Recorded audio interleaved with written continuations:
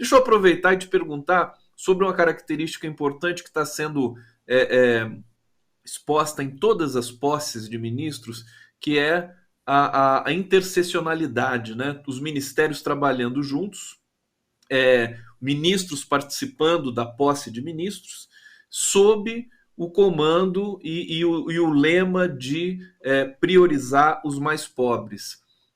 Que você está achando desse início de governo Lula nesse sentido, quer dizer, da sinergia que está sendo criada, formada aí com as posses dos ministros? Olha, Conde, eu acho que você definiu muito bem. Eu acho que tem três características que são importantes no começo desse governo. A primeira é essa que você chama a atenção da intersetorialidade, enfim, que fica muito evidente na equipe econômica. O que a gente teve nos últimos 4 anos durante o bolsonarismo, né?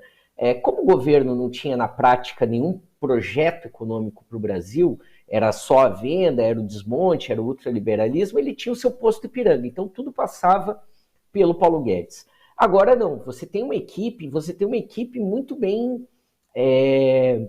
consolidada, né? Muito bem organizada, porque você tem o Fernando Haddad na economia, uma pessoa com experiência, foi secretário de gestão da prefeitura da Marta Suplicy em São Paulo, ele mesmo, né, foi ministro, foi prefeito de São Paulo, tem múltiplas formações, inclusive na economia, então é absolutamente capacitado para essa área.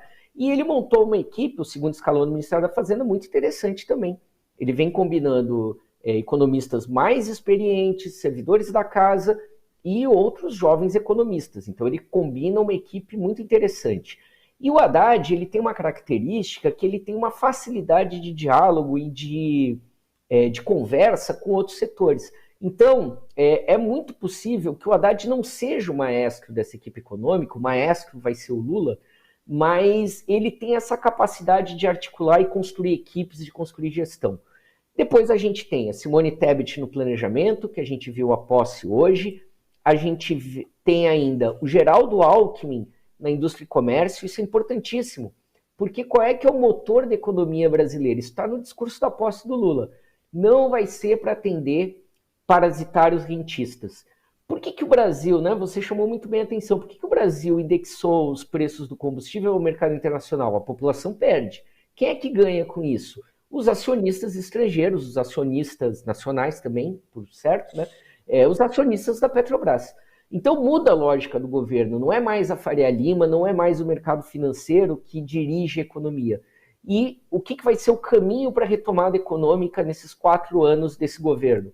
A reindustrialização. Isso aparece com força no discurso do Alckmin assumindo o Ministério de Indústria e Comércio, por isso eu incluo ele nesse hall, né, da equipe econômica. E a gente não pode esquecer o Aloysio Mercadante no BNDES também, montou um ministério paralelo, no bom sentido, né? Também se cercou de muitos assessores experientes, conselheiros, etc. Então, tudo isso muda completamente a configuração econômica e aumenta o potencial. Você tem muitas pessoas qualificadas em vários cargos, né? E, ao mesmo tempo, um redirecionamento. E eu achei muito importante, porque no discurso do Lula, e por isso, junto com essa intersetorialidade, a segunda questão que é bom a gente demarcar é justamente esses ouvidos surdos que o Lula tem feito ao mercado financeiro.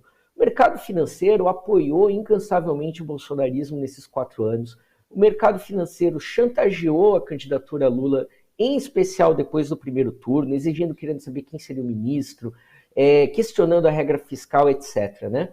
Dos setores que apoiaram o bolsonarismo, o Lula, nos seus 3 discursos da posse, que a gente assistiu, inclusive eu quero cumprimentar o Cosmo, né? Acompanhei pela TVT, brilhante trabalho dos nossos colegas, e o Lula, nos 3 discursos, ele ignorou as Forças Armadas, ignorou os evangélicos, mas mandou recados sobre a liberdade religiosa, mas não ignorou a Faria Lima, e mandou recados bem diretos e duros. Disse, olha, esse governo não é para rentista parasitário, e o teto de gastos é um equívoco e vai acabar. E lembrou o seguinte, não venham com esse discurso de responsabilidade fiscal para os governos petistas, porque os nossos governos tiveram anos sucessivos de superávit. Então sempre foi um governo responsável fiscal. E o Fernando Haddad, inclusive, tem essa marca como prefeito de São Paulo, que fez uma gestão inovadora e completamente responsável do ponto de vista fiscal. O Lula, inclusive, lembrou, o nosso primeiro mandato pagou a dívida externa, acertou, criou um caixa, reserva, enfim. Então, esse recado para Faria Lima é muito importante. E a gente tem visto que eles continuam chorando, continuam mimimi, né? Cada capa do Estadão em São Paulo é uma reclamação, é uma picuinhagem, né? Tanto que é engraçado que o Haddad, que eles não queriam até uma semana atrás, agora virou um suposto neoliberal, um conservador, porque supostamente ele teria sido contrário à manutenção da desoneração por 60 dias, supostamente, né? A terceira característica que eu acho muito importante, que ficou evidente na fala de posse do ministro Silvio Almeida, eu acho que desde já a fala mais histórica que a gente teve nessa semana, e que foi inclusive citada aí na posse da Simone Tebet, né? É um governo de inclusão, mas é um governo mais do que de inclusão, de diversidade.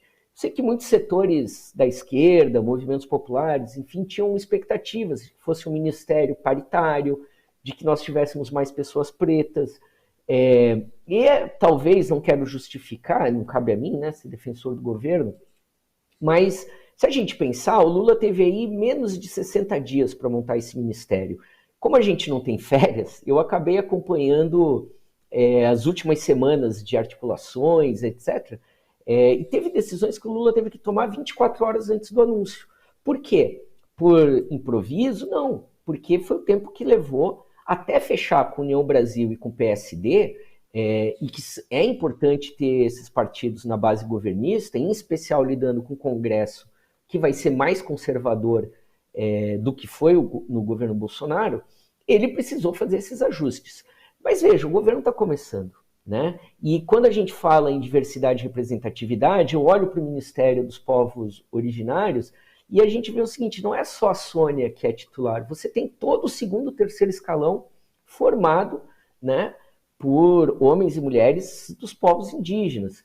Nós vamos ter mais, quando o Silvio Almeida, né, nomeia uma ativista travesti para a Secretaria LGBTQIA+, enfim, então nós vamos ter mais representatividade, nós vamos ter a presença dessa diversidade no governo, porque nós recém concluímos o primeiro escalão. Agora que nós vamos conhecer também quem são figuras-chave que vão estar no segundo escalão, no terceiro escalão, enfim. Então eu acrescentaria ainda essa marca da diversidade junto com essa intersetorialidade, essa postura firme contra as chantagens do mercado financeiro, né, como características importantes dessa primeira semana que ainda é de ajeitamento. A gente não pode esquecer de que nós não estamos pegando um governo como foi o governo Fernando Henrique, que tinha muitos problemas econômicos, mas tinha uma estrutura institucional montada. Nós estamos pegando um Estado desmontado, com um orçamento insuficiente para dar conta.